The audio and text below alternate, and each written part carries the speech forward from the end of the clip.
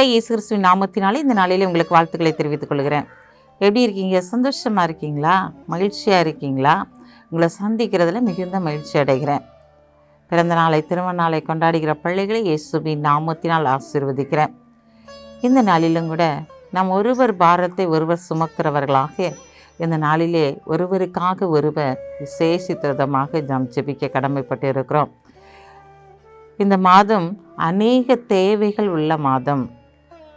இந்த தேவைகளை தேவன் சந்திக்கும்படியாக, ஒவ்வொரு குடும்பத்தில் இருக்கிற தேவைகள் சந்திக்கப்படும்படியாக, ஊழியக்காரர்களுடைய தேவைகள் சந்திக்கப்படும்படியாக, மிஷினரிகளுடைய தேவைகள் சந்திக்கப்படும்படியாக ஜெபித்துக் கொள்ளுங்கள். இந்த நாளிலும் கூட ஆண்டவர் அநேக காரியங்களை குறித்து நம்ம கவலைப்படுறோம், பயப்படுறோம் இல்லையா? ஆண்டவர் இந்த நாள் நம்ம கூட தான் இருக்கிறாரு. அவர் இருக்கிறதையே மறந்து சில வேளைகளிலே நாம் பயந்தவர்களாக, கவலைப்படுகிறவர்களாக, கலங்குகிறவர்களாக காணப்படுகிறோம். இன்றைக்கு ஆண்டவர் நம்மளை பார்த்து சொல்கிறார், நீ பயப்படாதீங்க, கலங்காதீங்க, நான் உங்கள் கூட இருந்து உங்களுக்கு அற்புதத்தை செய்வேன்னு சொல்கிறவர் இன்றைக்கு நம்ம மத்தியில் கடந்து வந்திருக்கிறார். வாசிக்கிறேன் கேளுங்க. மார்க்கு 4ஆம் அதிகாரம் 38-39 வாசிக்கும்போது, கப்பலின் பின்னியத்தில் அவர் தலையினை வைத்து நித்திரையாயிருந்தார். அவர்கள் அவரை எழுப்பி, போதகரே, நாங்கள் மடிந்து போகிறது உமக்கு கவலை இல்லையா என்றார்கள். அவர் எழுந்து காற்றை அதட்டி கடலை பார்த்து, இறையாதே, அமைதலாய் இரு என்றார். அப்பொழுது காற்று நின்று போய் மிகுந்த அமைதல் உண்டாயிற்று. ஆம் பிரியமானவர்களே, இங்கே ஆண்டவர் அவங்க கூட தான் இருக்கிறாரு. அவங்க கப்பலில் பிரயாணம் பண்ணிக்கிட்டு இருக்காங்க.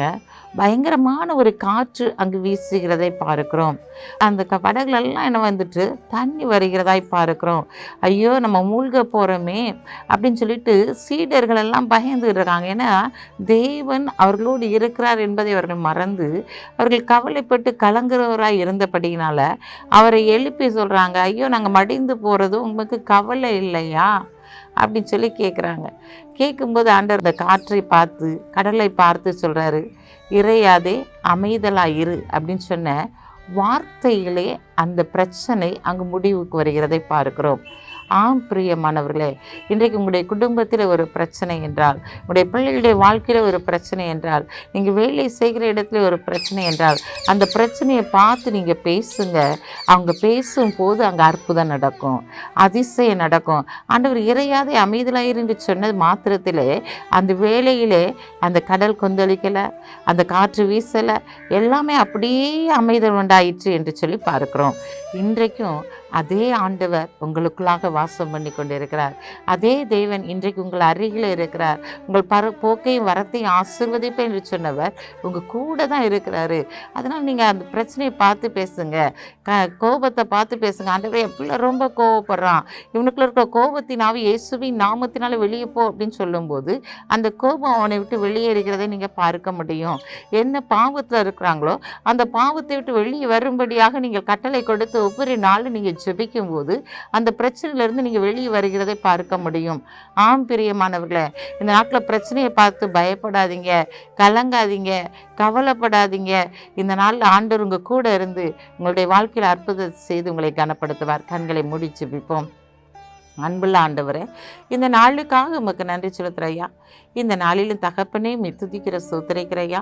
உங்களுடைய பிள்ளைகளை ஆண்டவரை என்ன காரியத்தை எல்லாம் குறித்து கவலைப்பட்டு கலங்குகிறார்களோ அந்த காரியத்தை குறித்து இவர்கள் பேசும்போது அந்த காரியங்கள் அப்படியே மாறுதலாய் முடியும். ஆண்டவரே, அவர்கள் பேசுகிற ஒவ்வொரு வார்த்தைக்கு ஆமீன் என்று கட்டளை கொடுக்கிறவர் இந்த நாளில் கூட இருந்து நீர் ஆளுகை செய்து நடத்த போகிறதற்காக உமக்கு நன்றி செலுத்துகிறோம். உங்களுடைய பிள்ளைகளுடைய வாழ்க்கையில் இருக்கிற எல்லாவித ஆண்டவரே தீமையான காரியங்களை நீ மாற்றி கொடுக்க போகிறதற்காக உமக்கு நன்றி செலுத்துகிறோம். இந்த நாளில் பிறந்த நாளை, திருமண நாளை கொண்டாடுகிற பிள்ளைகளை இயேசுவின் நாமத்தினால் ஆசீர்வதித்து ஜெபிக்கிறேன். இயேசப்பா, இந்த நாளில் யுத்தம் என்னுடையது என்று சொன்ன வார்த்தையின்படி உங்களுடைய பிள்ளைகள் என்னென்ன காரியத்தில் ஆண்டவர் தடையாக இருக்கிறதோ அந்த காரியத்தில் நீ யுத்தம் பண்ணி இவர்களுக்கு ஜெயத்தை கொடுக்க போகிறதற்காக உமக்கு நன்றி செலுத்துகிறோம். உங்கள் கரத்தில் தாழ்த்தி ஒப்பு கொடுக்குறோம். இயேசுவின் நாமத்தில் ஜெபிக்கிற நல்ல பிதாவே, ஆமென்.